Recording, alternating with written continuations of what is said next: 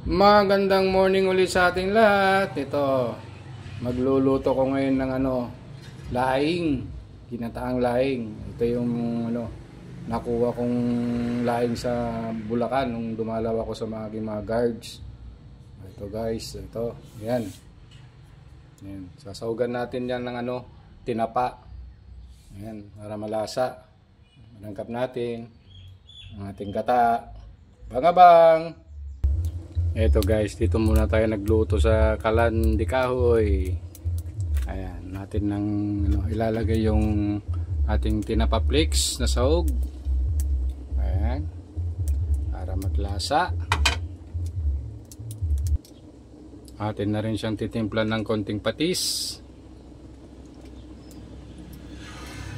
Ayan. Ito guys, ilalagay na natin yung final na gata kasi patuyo na rin yung kwan natin, laing natin. Ito na yung magpapasarap sa pinaling gata sa ating laing. Ayan.